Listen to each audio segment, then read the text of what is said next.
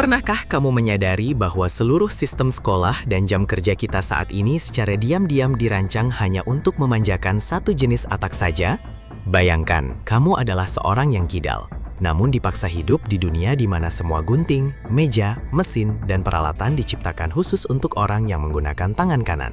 Setiap hari adalah perjuangan berat dan melelahkan melawan alat yang sama sekali tidak dirancang untukmu. Kamu tidak rusak, alatnya lah yang salah rancang.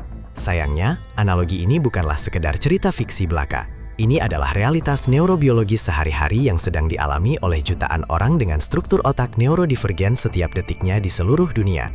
Selama berabad-abad, revolusi industri telah membentuk standar kaku masyarakat modern kita.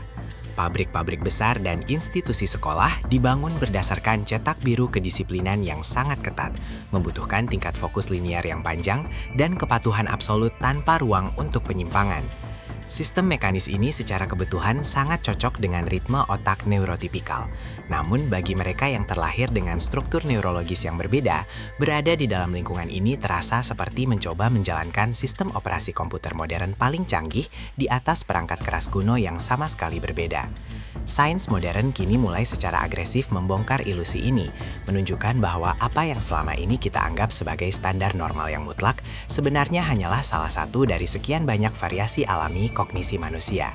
Mari kita lihat lebih dalam ke tingkat mikroskopis di dalam anatomi otak, tepatnya pada jaringan korteks prefrontal. Bagi individu dengan ADHD, area kritis ini memiliki tingkat kepadatan reseptor dopamin yang sangat berbeda. Dopamin adalah molekul pembawa pesan kimiawi esensial yang memotivasi kita untuk memulai langkah dan menyelesaikan sebuah tugas kompleks. Ketika sistem dopamin ini bekerja dengan ritme yang unik dan berbeda, fungsi eksekutif seperti perencanaan masa depan, pengorganisasian tugas, dan manajemen waktu menjadi sangat terganggu. Kegagalan konstan dalam merencanakan sesuatu bukanlah tanda kemalasan atau kurangnya usaha keras, melainkan murni respons biologis langsung di mana otak benar-benar kekurangan bahan bakar kimiawi spesifik yang dibutuhkan untuk memproses tugas-tugas linier tersebut. Fenomena biologis ini dalam dunia sains biologi evolusioner dikenal sebagai ketidakcocokan lingkungan atau environmental mismatch. Bayangkan sebuah wahana antariksa super canggih yang dirancang khusus untuk bermanuver lincah di gravitasi nol ruang angkasa, tiba-tiba ditarik dan dipaksa melaju di jalan raya bumi yang berbatu dan penuh kemacetan. Tentu saja, wahana itu akan terlihat sering rusak, lambat, dan sangat tidak efisien. Namun, masalah utamanya bukan pada mesin wahana tersebut yang cacat, melainkan murni pada lingkungan asing tempat ia dipaksa beroperasi. Otak ADHD adalah mesin biologis yang sangat canggih untuk memecahkan masalah di lingkungan yang dinamis, penuh tekanan, dan serba cepat. Namun menjadi tampak disfungsi ketika dikurung secara paksa dalam rutinitas meja kerja monoton dari jam 9 pagi hingga jam 5 sore. Tragedi terbesar dari ketidakcocokan lingkungan ini adalah bagaimana masyarakat modern kita tanpa sadar menerjemahkannya menjadi sebuah cacat moral yang memalukan.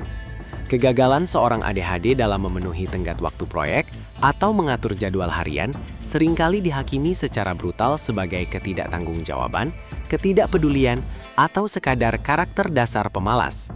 Label-label negatif sosial ini secara perlahan menumpuk menjadi beban psikologis yang sangat berat, menciptakan rantai rasa bersalah yang mengikat erat potensi sejati di dalam diri mereka.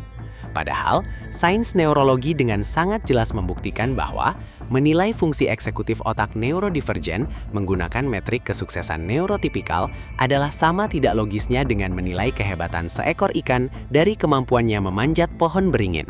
Jika struktur otak ADHD adalah sebuah kecacatan genetik yang fatal, hukum evolusi seleksi alam pasti sudah menghapusnya sejak jutaan tahun yang lalu. Fakta ilmiah bahwa genetika ini bertahan hingga hari ini membuktikan bahwa otak neurodivergen memiliki keuntungan evolusioner yang luar biasa penting bagi kelangsungan ras manusia. Di masa prasejarah yang ganas, manusia dengan sifat impulsif, kewaspadaan yang selalu tinggi, dan kemampuan hiperfokus di bawah tekanan adalah para pemburu dan penjelajah yang memastikan kelangsungan hidup spesies kita. Mereka adalah individu garda depan yang pertama kali menyadari bahaya atau menemukan sumber daya baru. Mereka adalah pemburu ulung yang kini secara ironis terjebak dan dipaksa hidup di dalam peradaban yang dirancang secara eksklusif untuk para petani yang statis, berulang, dan teratur. Oleh karena itu, Kita tidak bisa lagi hanya terus-menerus mengandalkan terapi perilaku atau intervensi obat-obatan semata untuk memaksa otak neurodivergen menekan jati dirinya dan menyesuaikan diri dengan sistem yang sudah usang.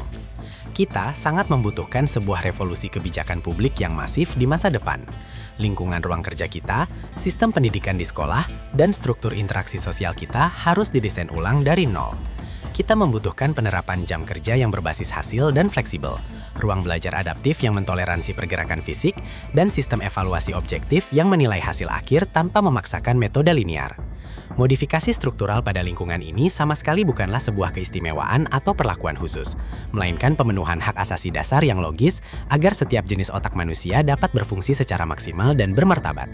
Pada akhirnya, saat kita secara kolektif mulai memandang neurodiversitas sebagai sebuah kekayaan keanekaragaman biologis yang harus dirawat dengan bangga dan bukan sebuah penyakit mental yang harus disembuhkan, kita akan membuka kunci menuju potensi inovasi umat manusia yang tak terbatas. Dunia masa depan yang ideal dan progresif adalah sebuah peradaban di mana arsitektur sosial kita dibangun cukup luas, toleran, dan fleksibel untuk menampung seluruh spektrum warna-warni kognisi manusia. Karena pada akhirnya, sains telah mengajarkan kita satu pelajaran yang paling berharga. Tantangan di dunia ini terlalu kompleks dan berbahaya untuk hanya diserahkan pada satu jenis pola pemikiran saja.